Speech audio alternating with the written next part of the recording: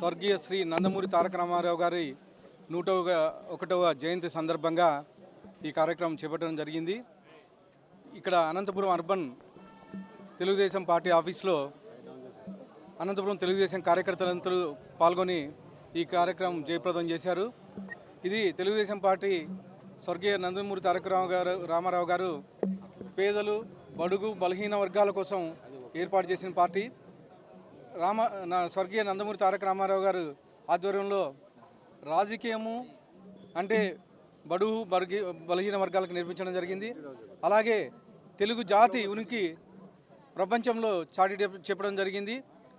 దాన్ని మన నాయకుడు నారా చంద్రబాబు నాయుడు గారు ఏదైతే తెలుగుదేశం పార్టీ స్థాపించారో రామారావు గారు, దాని స్ఫూర్తిని దాన్ని భుజాలకు ఎత్తుకొని చంద్రబాబు నాయుడు గారు అలాగే లోకేష్ గారు మోస్తున్నారు. వచ్చే 4వ తేదీ కౌంటింగ్ జరుగుతూ ఉంది. తెలుగుదేశం ప్రభుత్వం ఏర్పడిపోతుంది. నారా చంద్రబాబు నాయుడు గారు ముఖ్యమంత్రి అవబోతున్నారు. ఇంతకుముందు రామారావు గారు ఏవైతే పథకాలు పెట్టారో మొత్తం దేశవ్యాప్తంగా ఆ పథకాలు చేపట్టడం జరిగింది.